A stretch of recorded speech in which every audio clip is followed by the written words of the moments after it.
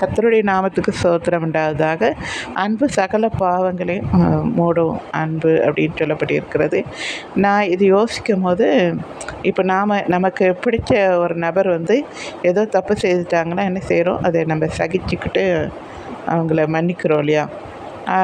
ஆனால் டேடி பாருங்களேன், இயேசு கிறிஸ்து பார்த்திங்கன்னா ஒருத்தரது கிடையாது, ஒருத்தருடைய பாவத்தை மட்டும் இல்லைங்க, உலகத்தின் சகல ஜனங்களின் பாவத்தையும் அவர் என்ன செய்கிறாரு, சுத்திகரிக்கிறார். எல்லாருடைய பாவங்களும் அவங்கவுங்க உணர்ந்து ஆண்டவர்கிட்ட மன்னிப்பு கேட்கும் போது அந்த அன்பின் நிமித்தம் எல்லாருடைய பாவங்களையும் அவர் என்ன செய்கிறாரா, அவருடைய முதுகுக்கு பின்னாடி போட்டு அதை அதுக்கு பிறகு மறந்துடுறாரு.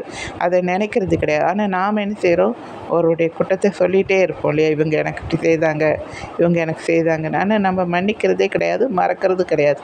ஆனால் டேடி நமக்கு மன்னிக்கிறாரு, மறக்கிறாரு, சமுத்திரத்தில் ஆழத்தில் போட்டு அது பிறகு நினைக்காமல் இருக்கிறாரு.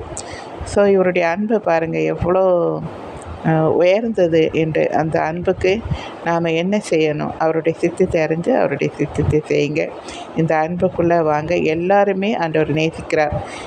கிறிஸ்தவ மாத்திரம் இல்லை, ஒவ்வொருத்தரையும் உலகத்தில் இருக்க எல்லாரும் நேசிக்கிறார். நான் இவ்வளோ பெரிய பாவம் செய்துட்டேனே, என் பாவங்களை மன்னிப்பாரா அப்படின்னு நீங்கள் கவலைப்பட வேண்டாம். நீங்கள் ஆண்டவர்கிட்ட வந்தாலே, ஆண்டவர் உங்ககிட்ட நீங்கள் சொன்னாலே அவர் என்ன செய்வார், மன்னிப்பார். பாவங்களை அவர் என்ன செய்கிறார், நினைக்கவே மாட்டார். அவர் நம்ம ஒவ்வொருத்தருடைய பாவங்களையும் நினைச்சாருன்னு வச்சுக்கிங்களேன், ஒருத்தரும் தப்பிக்க முடியாது. எல்லோரும் நரகத்தில் இருக்கணும். எல்லோரும் அவர் அடித்தாருன்னா இந்த பூமியிலேயே எல்லோரும் அந்த அளவுக்கு வேதனைப்படுவோம். ஆனால் நம்ம அன்பான தேவன் எவ்வளோ இரக்கமாக இருக்கார் பாருங்கள். ஒவ்வொருத்தரும் மனம் திரும்ப வேண்டும் என்பதற்காக நீடிய பொறுமையாக இருக்காராம். அப்போ எவ்வளோ இவருடைய நீடிய பொறுமைக்கு எவ்வளோ ஒரு அன்பு பாருங்களேன். இந்த அன்பு இல்லைன்னா இப்படி யாரும் நீடிய பொறுமையாக இருக்க மாட்டாங்க. இவங்க தெரிஞ்சிருவாங்க. இன்னும் கொஞ்சம் நாளைக்குன்னு வாய்ப்பு கொடுத்துக்கிட்டே இருக்கார். நீங்கள் பயன்படுத்தி ஆண்டவர்கிட்ட வாங்க, ஆண்டவர்கிட்ட மன்னிப்பு கேளுங்க.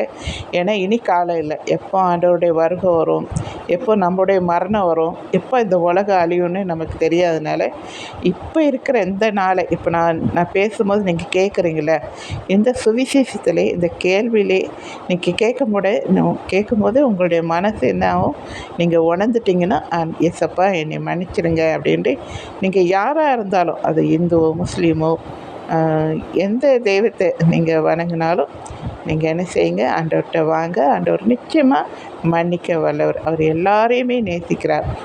ஒருவனு கெட்டு போவது எனக்கு சித்தம் இல்லைன்னு சொல்கிறாரு. அப்போ பார்த்துக்குங்க, உலகத்தில் இருக்க எல்லாருமே நேசிக்கிறார்.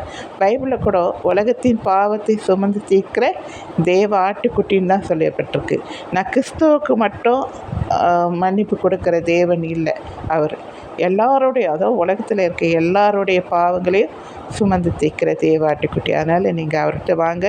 உங்களை பாவங்களை மன்னித்து உங்களை என்ன செய்வார், பரிசுத்தப்படுத்துவார். அவருடைய ராஜ்யத்துக்கு உங்களை கூட்டிகிட்டு போகவே அவர் ஆசையாக இருக்கார்.